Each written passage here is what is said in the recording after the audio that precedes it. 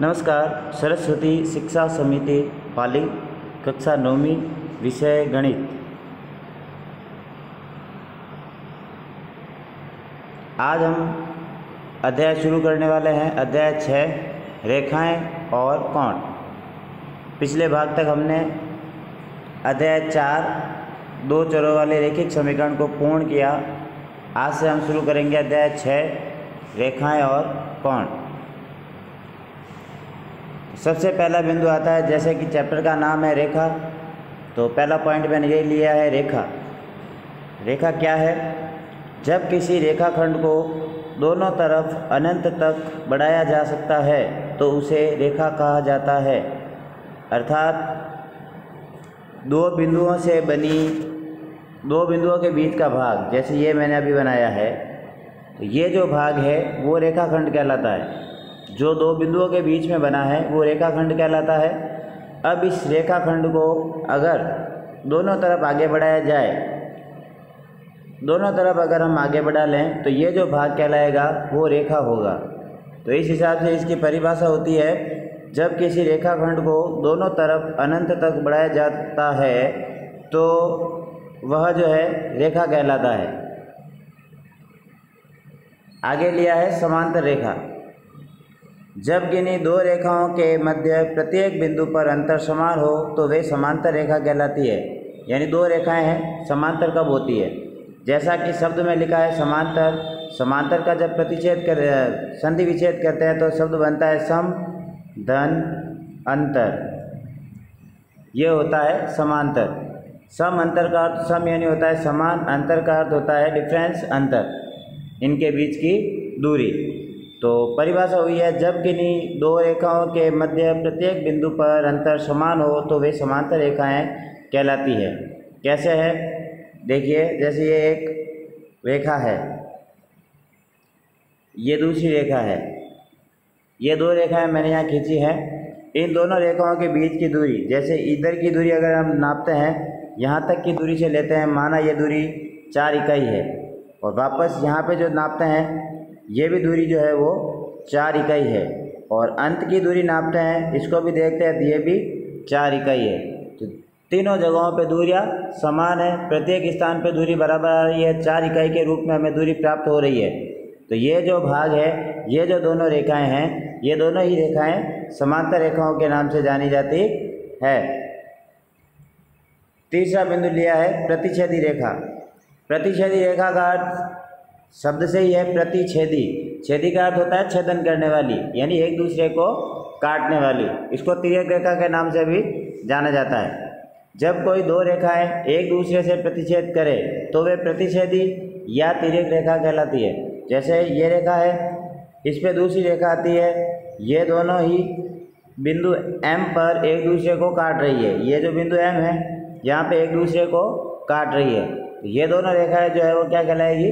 प्रतिच्छेदी रेखाएं कहलाएगी, क्योंकि ये दोनों ही रेखाएं M पर एक दूसरे का प्रतिच्छेदन कर रही है। इनको हम तिर्यक रेखा के नाम से भी जानते हैं। आगे आता है किरण। जब किसी रेखाखंड के एक बिंदु को ही अनंत तक बढ़ाया जा सकता है तो उसे किरण कहा जाता है। जैसे अभी मैंने कहा, दो बिंदुओं के बीच का भाग रेखाखंड कहलाता है, तो ये दो बिंदुओं के बीच का भाग रेखाखंड है। अगर हम इसको दोनों तरफ बढ़ा लें तो ये रेखा बन जाएगी। अब दोनों तरफ न बढ़ा के सिर्फ एक ही तरफ बढ़ाया जाए, जैसे ये रेखाखंड है, इसको अब हम एक ही तरफ आगे बढ़ाते हैं, यानी ये जब एक ही तरफ आगे बढ़ेगा तो ये जो भाग कहलाएगा, ये जो है, जो आकृति आपको दिखाई दे रही है, ये किरण कहलाएगी। और इसको पीछे की तरफ अगर बढ़ा लें, ये पीछे की तरफ भी अगर बढ़ जाए तो ये जो आकृति बनेगी वो रेखा होगी। ये ध्यान रखना है। रेखाखंड को अगर हम दोनों तरफ बढ़ा लेते हैं तो वो रेखा बन जाती है, और सिर्फ एक ही तरफ बढ़ाते हैं तो वो किरण होती है। कोण। जब दो किरण एक ही बिंदु से निकलती है, जैसे किरण, जैसा मैंने अभी कहा, एक बिंदु से प्रारंभ होती है, दूसरी तरफ नहीं बढ़ के सिर्फ एक की ओर बढ़ती है। जैसे ये बिंदु लिया है, ये एक इधर चली गई, दूसरी ऊपर की ओर चली गई। तो जब दो किरण एक ही बिंदु से निकलती है तो बनने वाली आकृति कोण कहलाती है। ये दोनों किरण हैं, ये पहली किरण, ये दूसरी किरण, दोनों ही किरण एक बिंदु से ही निकल रही है। तो ये जो आकृति यहाँ बनी है, जो आपके सामने शो हो रही है, वो कोण कहलाती है। आगे चलते हैं। रेखिक कोण युग्म। रेखिक कोण युग्म का अर्थ होता है एक ही रेखा पे स्थित किसी बिंदु पर बनने वाले कोण। एक सीधी रेखा, एक सीधी रेखा, इस सीधी रेखा के किसी भी बिंदु पर, जैसे मैंने ये एक बिंदु लिया है, इस बिंदु पर जितने भी कोण बनेंगे वो रेखिक कोण युग्म में आएंगे। जैसे ये पहला कोण, ये दूसरा, तीसरा, चौथा, पांचवा, ये सारे कोण, ये यहाँ से लेकर इस बिंदु तक, ये जितने भी कोण इस बिंदु पे बन रहे हैं वो सारे कोण रेखिक कोण युग्म में आएंगे। और इन सभी कोणों का योग 180 डिग्री होगा।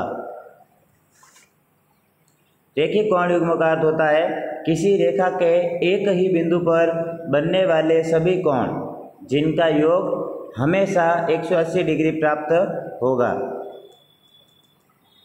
तो इसको सामान्य आकृति में अगर हम समझते हैं तो ये होता है, जैसे एक रेखा है, इस बिंदु पे कोई एक कोण बनाया, जैसे ये कोण बन गया, ये कोण ए है, ये कोण बी है। तो ए और बी, ए प्लस बी, इन दोनों का जो योग है वो 180 डिग्री प्राप्त होगा। ए और बी दोनों जुड़ के हमेशा ही 180 ही आएंगे।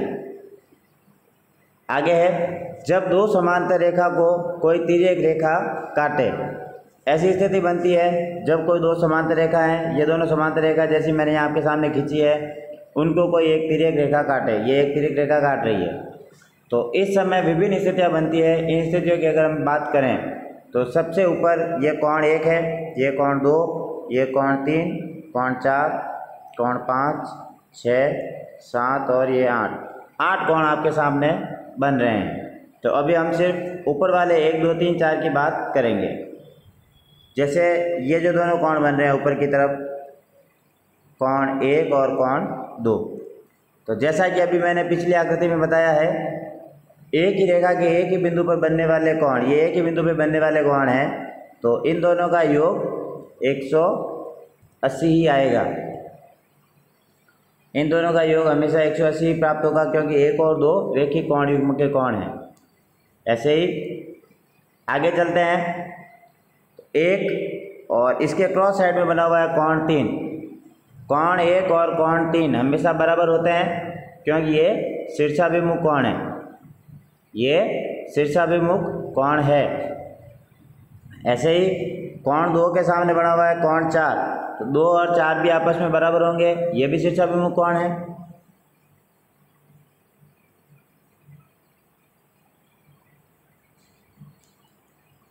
जिस प्रकार 1 और 3 शीर्षाभिमुख से बराबर हुए, वैसे ही 2 और 4 आपस में शीर्षाभिमुख होने के कारण बराबर होंगे। अब आगे देखते हैं। कोण 5, कोण 6, कोण 7 और कोण 8। अब यहाँ 5 और 7 एक दूसरे के क्रॉस में बने हुए हैं, एक दूसरे के सामने हैं, तो ये दोनों कोण भी शीर्षाभिमुख कोण होंगे। ऐसे ही कोण 6 और कोण 8 एक दूसरे के क्रॉस में बने हुए हैं, एक दूसरे के विपरीत साइड में है, तो ये दोनों कोण भी एक दूसरे के शीर्षाभिमुख कोण हैं। तो शीर्षाभिमुख कोणों का मान सदैव समान होता है, तो इसलिए कोण 6 और कोण 8 समान होंगे, कोण 5 और कोण 7 समान होंगे, कोण 1 और कोण 3 समान होगा, कोण 2 और कोण 4 आपस में बराबर होंगे। ये सभी जो कोण बराबर हुए हैं वो शीर्षाभिमुख कोण होने के कारण समान होंगे।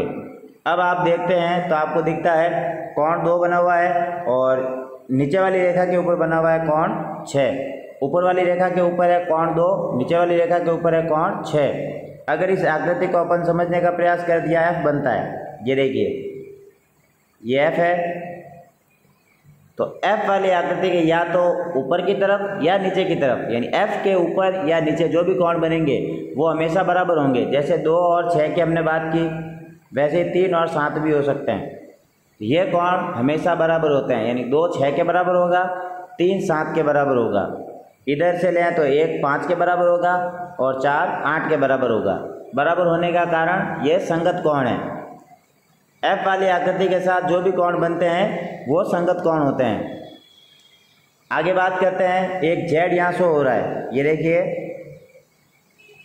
सीधा भी हो सकता है उल्टा भी हो सकता है। ये जेड हमें यहाँ शो हो रहा है, तो जेड के अंदर एक तो कोण 4 बन रहा है, एक कोण 6 बन रहा है। तो कोण 4 और कोण 6 हमेशा बराबर होंगे। उल्टा ले तो कोण 3 और कोण 5, 3 और 5 भी हमेशा बराबर होंगे, क्योंकि ये जेड के अंदर बनने वाले कोण हैं। वह जेड उल्टा भी हो सकता है, सीधा भी हो सकता है, और यह कोण एकांतर कोण के नाम से जाने जाते हैं। तो इस प्रकार हम कह सकते हैं कि एकांतर कोण दो समांतर रेखाओं को जब तिर्यक रेखा काटे, संगत कोण समान होंगे, एकांतर कोण भी समान होंगे। अब बात करते हैं अंतःकोण युग्म की। ये जो आकृति आपको दिखाई दे रही है, इसमें ये दो समांतर रेखाएं हैं। इन दोनों समांतर रेखाओं को ये तिर्यक रेखा काट रही है। तो अब देखिए, दोनों समांतर रेखाएं जो कोण बना रही है तिर्यक रेखा के साथ, एक तरफ तो बन रहा है 4 + 5 और दूसरी तरफ अंदर की ओर बन रहा है 3 + 6। तो हमेशा इन दोनों का योग भी 180 ही प्राप्त होगा। 4 + 5 लेंगे तो भी उत्तर हमें 180 ही प्राप्त होगा, और 3 + 6 लेंगे तो भी हमें आंसर 180 डिग्री ही प्राप्त होगा, क्योंकि ये दोनों ही कोण जो हैं वो अंतःकोण युग्म में आते हैं। अंतःकोण युग्म में हमेशा 180 डिग्री का ही होता है। अंतःकोण युग्म 180 डिग्री का ही होता है। इस प्रकार आज हमने इस अध्याय में काम में आने वाली सभी रेखाएं, कोण के बारे में जानकारी प्राप्त की है। प्रश्नावली का अध्ययन हम अगले भाग में करेंगे। धन्यवाद।